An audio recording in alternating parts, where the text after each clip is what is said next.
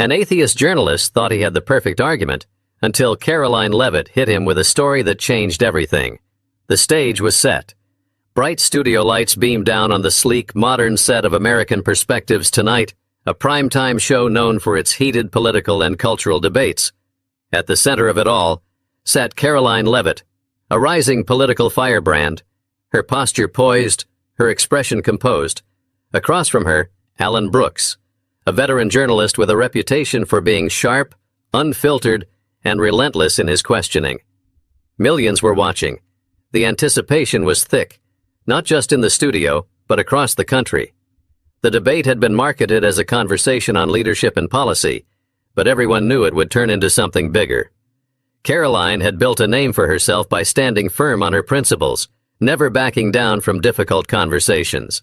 Alan, on the other hand, was infamous for pushing his guests into uncomfortable corners, exposing what he considered to be flaws in their arguments. The first 20 minutes were standard political back and forth, economic policies, government regulations, social issues. Karoline handled the rapid-fire questions with confidence, delivering well-prepared, articulate responses. She wasn't just a politician. She was a skilled communicator, someone who understood how to connect with an audience beyond the studio walls. Then Alan shifted in his chair. His eyes narrowed just slightly, the kind of movement only a seasoned debater would notice. He was preparing to go in for something different, something personal.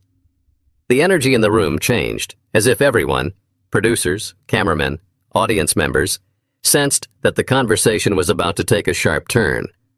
"Karoline," Alan started, his voice measured, "you often speak about your faith as a guiding principle in your leadership. You've even said that faith has a role in shaping public policy." She nodded, waiting. "But let's be honest here," he continued, leaning forward.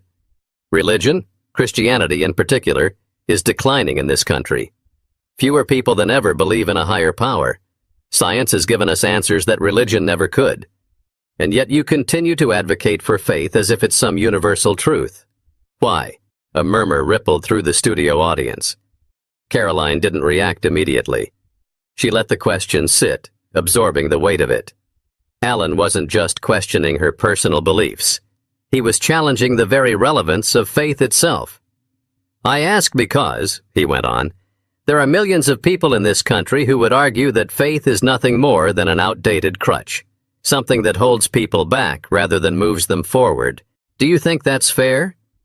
Or are you just unwilling to admit that faith is losing its place in modern America?" The room felt tighter. People shifted in their seats. The cameras zoomed in, capturing every expression, every flicker of reaction. Alan had thrown a match into a dry field, and everyone was waiting to see if Karoline would let it burn, or if she'd put out the fire with something unexpected.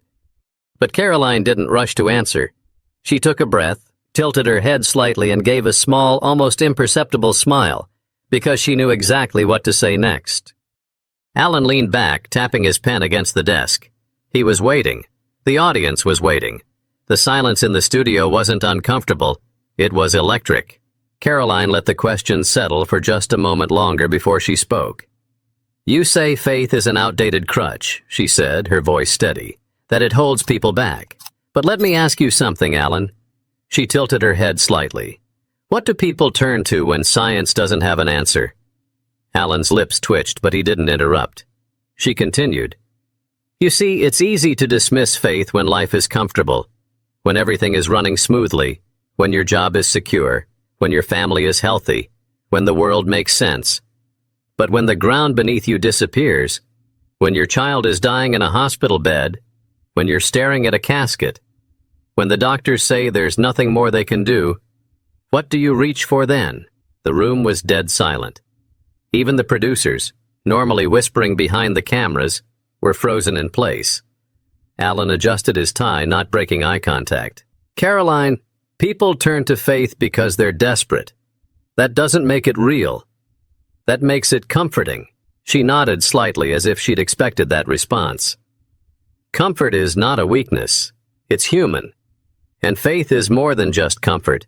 It's resilience. It's hope. It's the belief that even in the darkest moments, there's still meaning. You can call that naive, but I'd argue it's the very thing that has kept people from collapsing under the weight of suffering for thousands of years. Alan exhaled through his nose, shifting in his chair. So you're saying belief is necessary for survival? I'm saying belief is what makes survival worth something, she answered. He smiled faintly, shaking his head. You're good, Karoline, but let's talk facts. He gestured slightly with his hand, as if resetting the conversation. Religious institutions have been responsible for some of the worst atrocities in history. Wars, oppression, corruption. And yet you defend faith as if it's only ever been a force for good. Karoline's expression didn't waver. I won't deny that people have done terrible things in the name of religion. But let's be fair. Faith has also been the foundation for some of the greatest acts of courage, sacrifice, and kindness the world has ever seen. The abolition of slavery, the civil rights movement, the countless hospitals, schools, and charities started by people who believed their faith called them to help others. You can't erase that just because some have twisted faith for their own agendas. Alan sat back, studying her. He didn't have an immediate retort, and Karoline took the opportunity to lean in slightly. But if you really want to know why I believe in faith, why I defend it, it's not because of history. It's not because of politics. She paused. It's because of a woman I met 12 years ago. A slight furrow appeared between Alan's brows. A woman. Karoline nodded, her voice softening just slightly.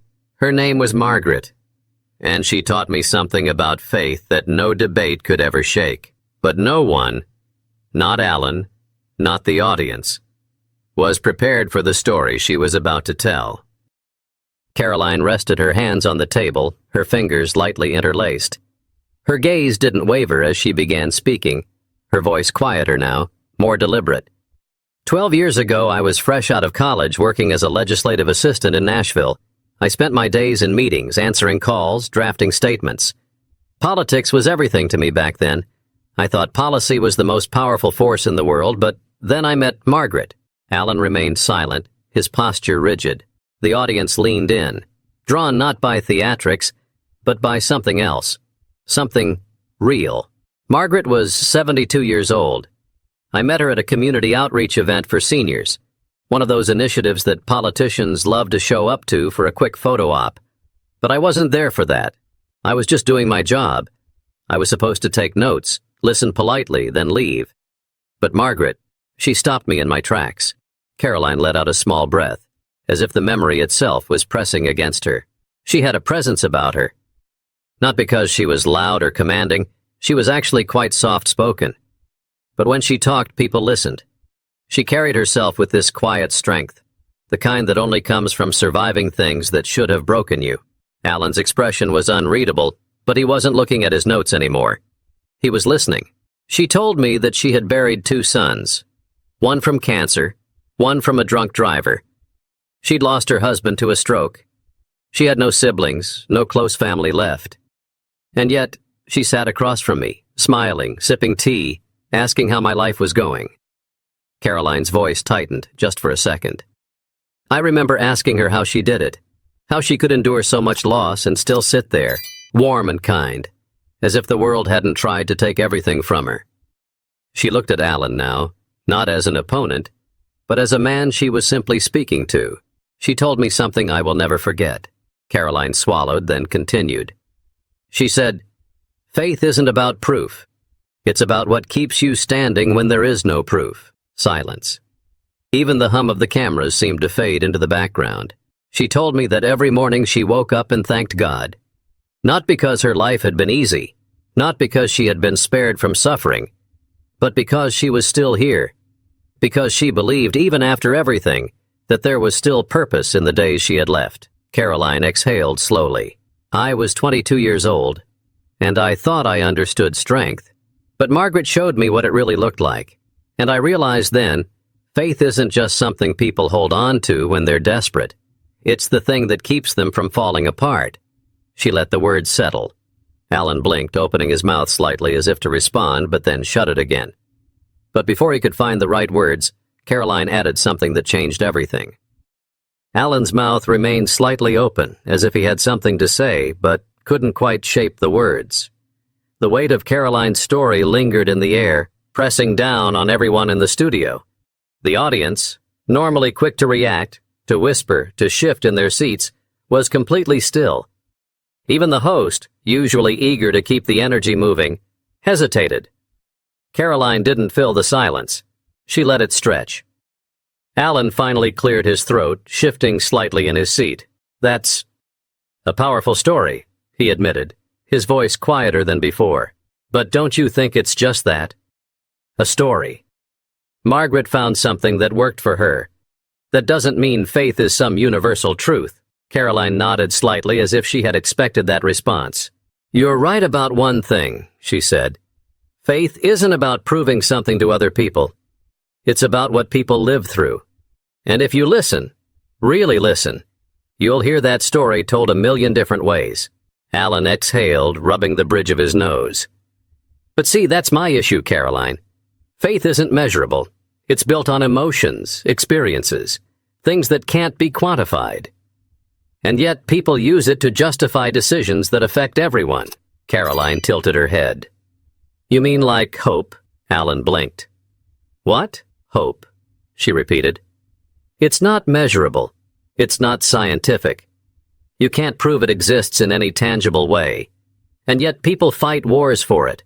They survive the impossible because of it. They hold on to it even when logic says they shouldn't." She let that sink in before continuing. "Would you tell someone who lost their home in a tornado that their hope is just an emotional crutch? That their belief in something better isn't real because it can't be put under a microscope?" Alan shifted in his chair again, but he didn't interrupt. "That's the thing about faith," Karoline continued. "It's not about controlling people. It's not about forcing a belief on anyone. It's about how people make sense of the hardest parts of life. You can call it irrational, but when someone loses everything and still gets up the next day, still finds the strength to keep going, there's something in that. Something you can't measure, but you also can't ignore." Alan's fingers tapped lightly against the desk. His usual sharpness softened. He wasn't just debating anymore. He was thinking. The host finally interjected, sensing the shift in the room. "Alan, do you have a response to that?" Alan opened his mouth, then closed it. He glanced toward the audience, as if searching for some kind of reaction to ground himself. But no one spoke. No one moved. When he finally answered, his voice lacked its earlier edge. I think I need to process that." A murmur rippled through the audience. It wasn't the dramatic rebuttal they had been expecting. It wasn't an explosive takedown or a definitive win. It was something far more rare. A moment of honesty. But the real reaction, the one that would send shockwaves across the country, was still to come. The debate wrapped up moments later, but the conversation was far from over. The usual applause that followed the closing statements felt hesitant, as if the audience wasn't sure how to react. People weren't walking away with just another political soundbite. They had felt something, and that wasn't easy to shake. Alan gave Karoline a small nod before removing his mic and stepping off stage. He didn't linger for small talk or post-show commentary. Instead, he walked straight toward the exit, his posture stiff, his thoughts clearly elsewhere. Karoline, however, remained seated for a moment longer. She could hear the whispers from the crew, see the way the audience exchanged glances. Some people looked moved, others looked unsettled, but no one looked unaffected. The moment the cameras cut, the first wave hit. Her phone buzzed non-stop, messages, missed calls, notifications piling up. Social media had exploded. Clips of the exchange were already circulating, people dissecting every moment. But what shocked Karoline the most wasn't just the reaction from her usual supporters. It was the response from the other side. I don't consider myself religious, but what she said really made me think. I've never heard someone defend faith without attacking the other side. That was different. This wasn't about politics. This was about something bigger. Comment after comment, post after post. People weren't arguing the way they normally did. Sure, there were the usual critics, the expected backlash from people who dismissed the entire conversation. But something was happening that Karoline hadn't seen in a long time. People weren't just reacting. They were listening. Her team was already in motion, scrambling to respond to media requests. News outlets were running headlines within the hour. Karoline Leavitt leaves journalists speechless. A rare debate moment that no one saw coming.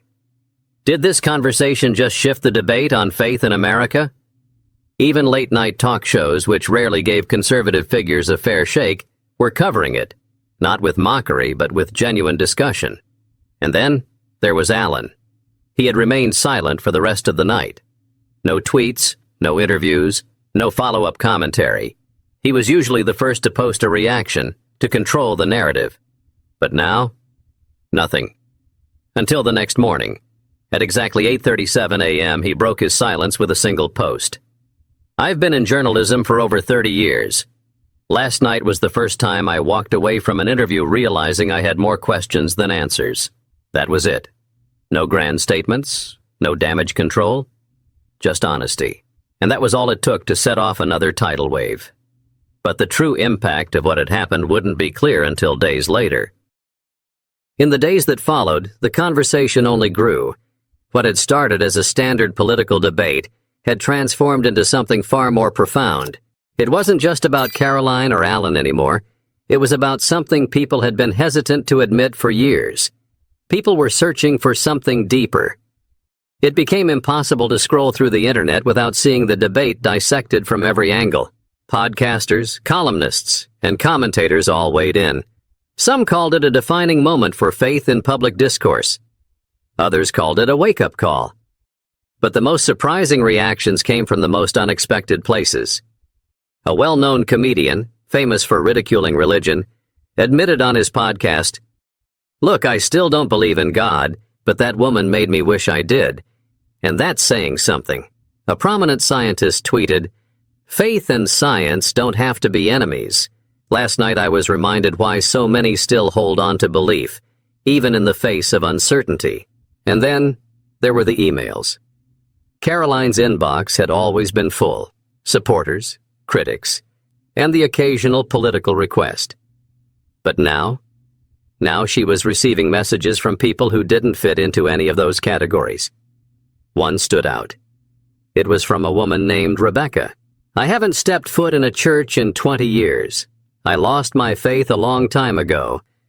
But after watching your debate, I sat in my car and cried. Not because I suddenly found God or anything dramatic like that, but because I realized something. I missed believing in something bigger than myself. I didn't even know how much until last night. Thank you for making me think." Karoline read the email twice, then a third time. She had spent her entire career in politics, fighting for policies, debating over laws. But this was different. This wasn't about winning an argument or securing votes. This was about something that couldn't be measured in polls or political victories. It was about a conversation people had been too afraid to have. And it wasn't just Rebecca. Over the next few weeks, stories poured in. People sharing their own Margarets, their grandmothers, their neighbors, the stranger in the hospital waiting room who had whispered words of faith when they needed it most. This wasn't about proving one side right and the other wrong. It wasn't about conversions or ideological victories. It was about reminding people that faith, whether in God, in humanity, or in something yet to be understood, wasn't weakness. It was what kept people standing. And that realization? That was something no debate could ever erase. As the buzz around the debate slowly began to settle, one thing became clear. This wasn't just another political moment. It wasn't something that would be forgotten in a news cycle or lost in the endless noise of internet discourse. It was a reminder that no matter how divided people seemed, no matter how loudly the world shouted that faith was outdated, unnecessary, or obsolete, there were still people searching for meaning, searching for something beyond the tangible. Karoline had never set out to change minds that night. She had simply told a story. But sometimes, a story was all it took. And if this story made you think, if it stirred something in you, then don't let it end here. Keep asking questions. Keep searching. Keep listening. Because sometimes, the answers we're looking for don't come from winning an argument. They come from the conversations we never expected to have.